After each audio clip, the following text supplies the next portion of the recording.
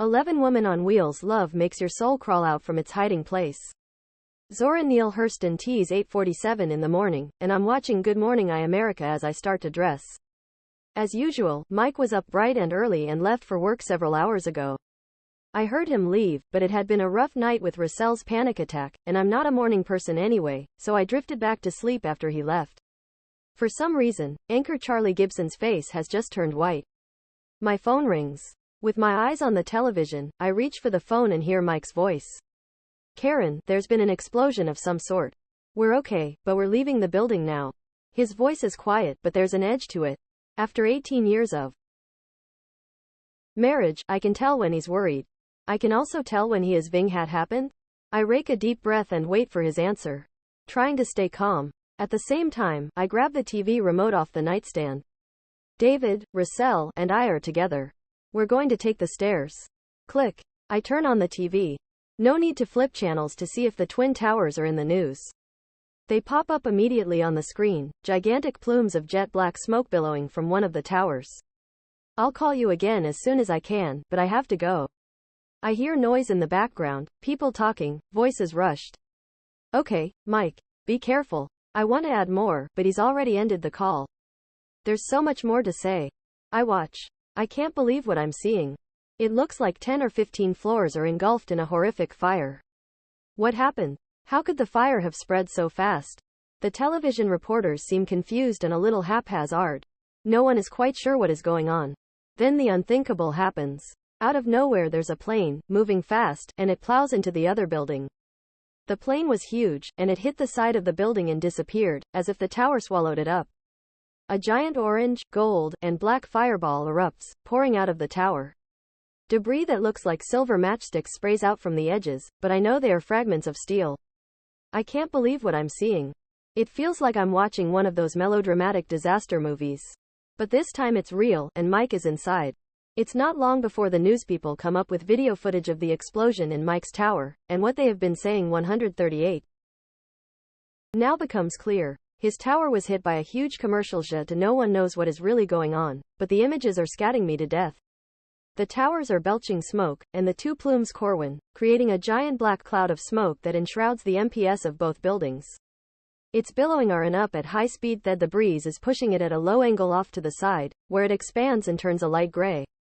TV cameras are at the site now, and there are fire trucks everywhere. Emergency medical workers are setting up gurneys and IV racks.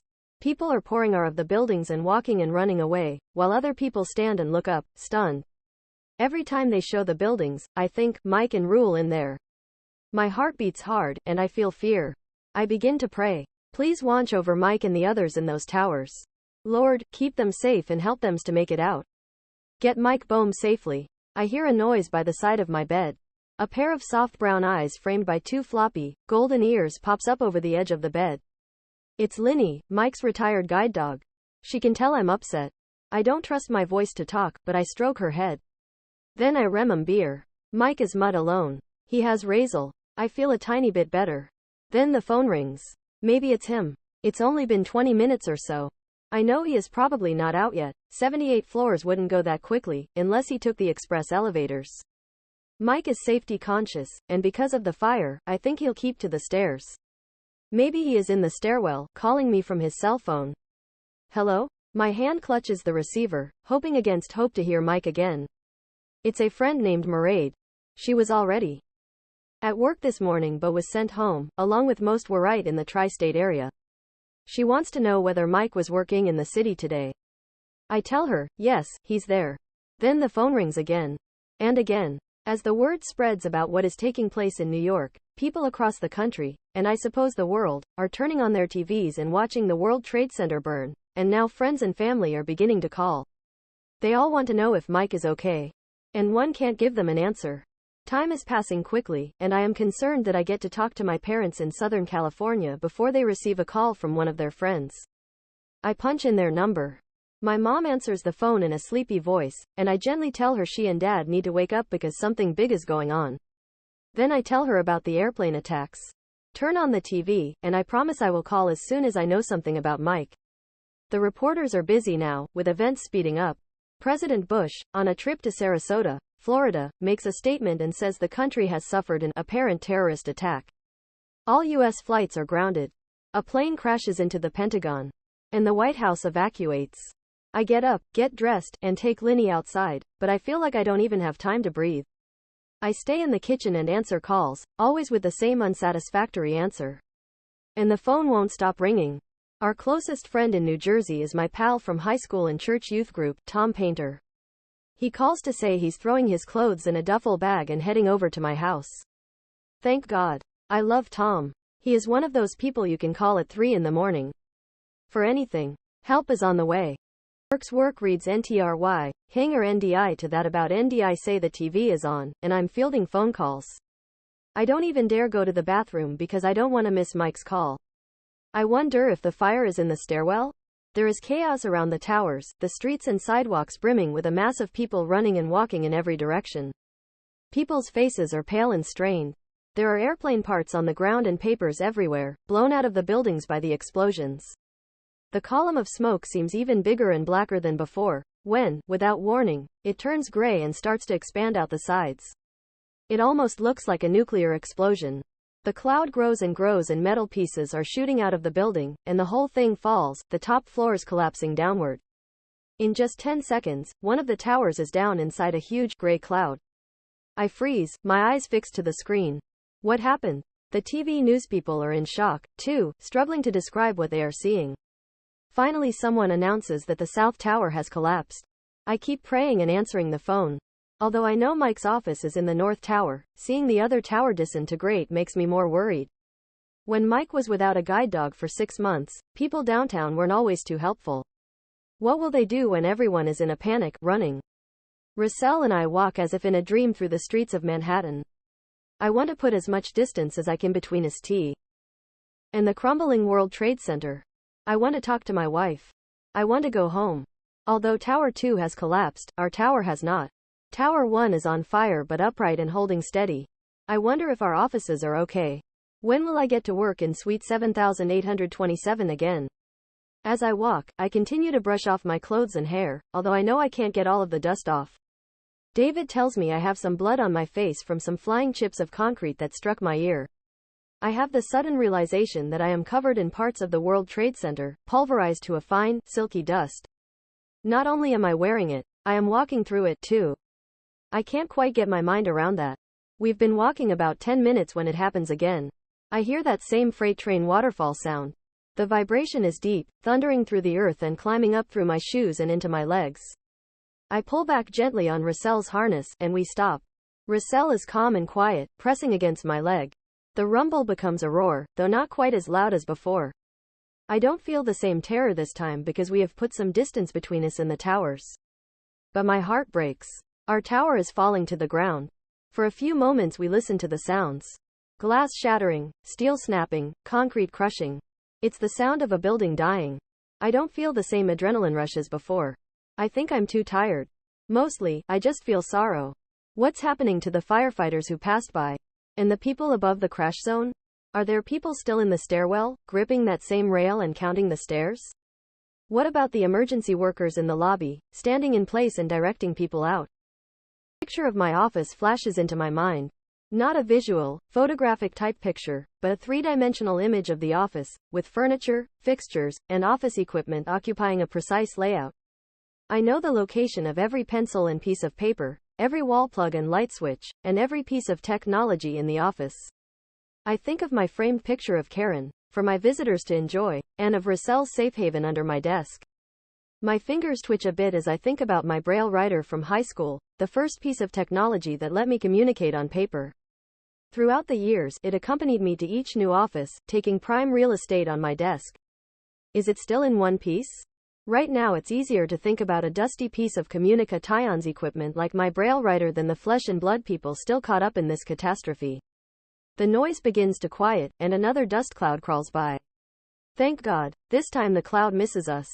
Mike, says David, there is no World Trade Center anymore. We stand there, the three of us, not knowing what else to say or do. I am nearly undone. I am a survivor, but I feel no joy. I am numb. Then I think of Karen. I haven't talked to her since that moment I called her in the office after the first explosion. She is waiting to hear from me. I pull out my cell phone and punch 1, the number assigned to Karen. Somehow I get through. It rings once, twice, then she picks up. More calls. People want to know if Mike is okay. I don't know, tell them. I'm waiting to hear from him. I feel like I can't catch my breath. Every minute, every second, I am praying for Mike and Resell. I know my husband. He is resourceful and capable. He's great in emergencies, thinking through the problem and taking the time he needs to decide on the best course of action. But what is going on is so far beyond his control and something no one could ever really be prepared for. I think back to Resell's reaction to the early morning thunderstorm. How is she guiding? Is she afraid of the Nove and the smoke? I'm still alone in the house except for Linny and the can. I can't tear myself away from the TV or the phone. Suddenly I remember the cleaning people are supposed to come today. I wonder if I should cancel? Usually I pick things up before they come so they can do some deep cleaning. The house is pretty messy right now. My mind begins to wander, thinking about what the rest of the day will bring. If Mike makes it home okay, we're going to have people coming over. And if he dies, we're going to have even more people, so one better get ready for them. I guess thinking about practical thing like cleaning house for guests gives me a break for a brief moment. It helps me focus and gives me something to do so I don't think too much about what could be happening to Mike. Then the other tower collapses, exactly like the first, into a giant, gray dust and debris cloud. And the phone rings again. Hello? I answer. My voice is hollow and small. Karen. My heart jumps. It's me, Mike. Then he says the RWO best words I've ever heard. I'm okay. I give in to tears. There are days Mike drives me crazy, but there are other days I know we were meant for each other. I know what it's like to live with a limitation. My legs have been paralyzed since birth. Right before she gave birth to me, my mother became very ill with a kidney infection. I was released from the hospital before Mom was, and I think we almost lost her. Doctors weren't sure whether the damage to my spinal cord came from the kidney infection or if it was related to my breech birth. Neither Mike's parents nor my parents were of the litigation era, and although they might have had cause, back then you just didn't sue doctors or hospitals. I was the oldest child, and my parents had another girl and a boy after me. My dad wanted to be a doctor, but the war interrupted his plans. He served as an army medic, then came back and went into psychology and teaching. During the war, Mom and her sisters drove school buses.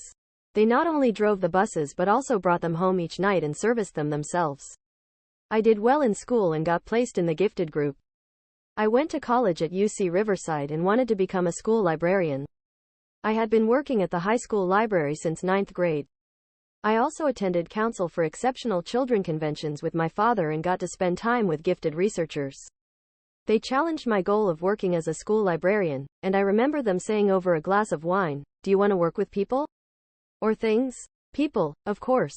When I researched graduate schools, there were 3 major schools of library science on the West Coast: UC Berkeley, USC, and the University of Hawaii. But all 3 were physically challenging for someone in a wheelchair. I chose USC, but not for the School of Library Science. Instead, I was honored with a doctoral scholarship in the School of Education, and I earned a master's degree in the area of mental retardation. I did my student teaching my senior year but again ran into very limited opportunities due to lack of accessibility for someone in a wheelchair. I graduated from USC and started my teaching career in a junior high school with students diagnosed with educational handicaps. 2 years later, I got the chance to be a team leader in a new program at a brand new elementary school in Irvine, California. At the time, the state of California was mas-ter planning education and pushing the inclusion of all students with special needs in classrooms. All children were mainstreamed, and the services were brought to the children rather than children being pulled out of classrooms for special programs. Many teachers were resistant to the new philosophy, but I found it fun and challenging. My room had a mini kitchen, so many of the young teachers ended up in my room, where we shared soothing cups of tea and brainstormed ways to deal with particular kids with bizarre behaviors. After about 5 years, I moved to another new school and became a regular classroom teacher. I taught 3rd and then 4th grade. In 1980, I took a group of people to Oberammergau to the Passion Play and fell in love with the travel business. I eventually opened my own business focusing on accessibility and making it possible for people with significant physical disabilities to travel safely and comfortably. Mike and I met in the early 80s at dinner with mutual friends. We were in our early 30s. Mike was working for Kurzweil and traveled constantly. I was working as a full-time travel agent by 1982, after taking a leave of absence from the classroom. I started handling Mike's travel arrangements. We went 2 months without 140 seeing each other again because of our schedules, but Mike was relentless. He called me every single day. We liked going to the movies together, and we really liked to talk. I had a comfortable feeling with him, like I didn't have to entertain him. He seemed to enjoy just being with me and talking to me. We just fit. After a few months, we just grew into a couple. One day he came over, and he was burning up with fever. He had just returned from a convention in Minneapolis, where he had contracted Legionnaire's disease. I moved him to my parents' house, and he lay on my parents' couch for 2 weeks. My dad took care of him because I had to work. Mike never really proposed. One day we were driving near my apartment in Santa Ana, and the subject of marriage came up at a stoplight. By the time the light turned green, we had decided to get married. A few days later Mike showed up at the travel agency. I was busy on the phone with a customer, and Mike didn't care. He grabbed my hand and slid a diamond ring on my finger. "I think I have to stop talking to you now," I told my client. We got married at Irvine United Methodist Church on November 27, 1982. Mike wore a white tuxedo. I wore a white gown with a high neck and a white hat. The church was decorated in autumn colors and peachy pink roses. The wedding was scheduled for 4 p.m., and we were expecting about 225 people. But 4 o'clock came and went, and the church was only about half full. At exactly 4:12 p.m., the doors opened, and the church filled up as people rushed in. Hours later, we learned that the mysteriously missing guests had been out in their cars, listening to the USC Notre Dame game. My dad also graduated from USC, so we were all loyal fans and excited that they won on our wedding day. Dad pushed me down the aisle in my wheelchair, and Mike was waiting at the front with his guide dog Holland. We had 2 ministers because we couldn't pick between them, and we said our additional vows. After we were pronounced husband and wife, Mike pushed me back down the aisle, out into the sunset. We all headed to beautiful San Juan Capistrano for a reception at our favorite Mexican restaurant. After dinner Mike and I danced to Anne Murray's "Could I Have This Dance?" for the rest of my life. Mike kept saying over and over to anyone who would listen, "Isn't she beautiful?" I don't think I've ever been loved by anybody as much as he loves me. And I hope he knows I love him back just as much. Or more. I'm not a man who cries easily. I can count on one hand the times I remember crying. But a sob rises in my throat when I hear Karen. Hello? Her voice is quick and sharp. It's higher pitched than usual. It's just about the best sound I've ever heard in my life. Karen, it's me. I'm okay. I am out. Russell and I made it out of the tower. I hear Karen weeping on the phone. It's 10:32 a.m., almost 2 hours since our phone call just after the explosion above my office. Then we are quiet, with nothing else to say just yet. You know what they say about the two becoming one in marriage? It's true. Just like Russell and I are close partners, relying on each other in a symbiotic relationship that transcends the average dog owner relationship. So, too, do Karen and I rely on each other. We are both wounded. Our bodies don't work quite right. While I have been blind from birth, Karen has been paralyzed from birth. She can't walk and gets around in a wheelchair. She is my eyes, and I am her feet. We need each other. Like most other guys, I don't like to ask for help, and growing up blind intensified my natural bent toward independence. I've always been used to figuring things out, doing my homework and finding ways to adapt and even excel. But I need Karen. She is beautiful inside and out. She keeps me grounded with her common sense. She matches me wit for wit. Her creativity and wisdom light up my life. She loves dogs. And she drives me around. What more could a guy want? Because we both have managed to thrive in a world where our needs are not often met, we are kindred spirits, 2 halves of one soul. And today, we were almost torn apart. Before we hang up, Karen tells me what is really going on. There are terrorists, no one knows how many, carrying out a coordinated attack on the United States. There are 4 airplanes involved so far, maybe more. The first plane hit our building, Tower 1. 15 minutes later, a plane struck Tower 2, the twin to our building. A third plane attacked the Pentagon. A fourth plane is still unaccounted for. Every plane across the country has been grounded, and the president is in hiding. No one knows what is going on or what will happen next. New York is in chaos, the country at a standstill. And the world is watching. I breathe it all in. It's hard to accept. We are quiet for a moment. Then I tell her I love her and close up my phone. I want to get out of here.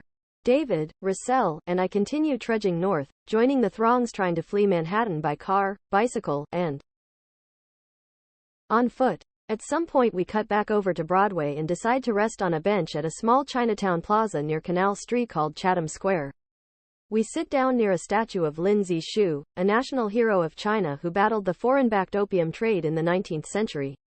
I pull out my portable radio from my book bag and start scanning AM stations. All of them are reporting on what is happening at the World Trade Center. The mayor is on, asking everyone to remain calm. He goes over the details, most of which Karen already told me. Then he fields questions from the press. We listen for 10 minutes or so, Russell asleep on my shoes. Then the mayor gives us direct orders. Everyone is asked to evacuate to points north of Canal Street. Our rest is over. Once again, we get up and head north. David remembers a friend who lives in Manhattan, a woman named Nina Resnick. He calls and tells her what we've been through and asks if we can stop at her apartment. She agrees without hesitation and tells us she will meet us there in a couple of hours. We walk some more, and at noon we find a small Vietnamese restaurant open. I order soup. The warmth is soothing, and my muscles begin to relax with Russell asleep at my feet. David is too shaken to eat, but the noodles are just about the best thing I've ever eaten. As I sit at the table, I feel almost like a wind-up toy that's been keyed up but is now slowly winding down. Suddenly I hear jets outside. Everyone freezes. What's going on? Then from outside someone shouts, "It's the Air Force. There are jets on patrol." The entire restaurant bursts into applause. For the first time in hours, I feel safe.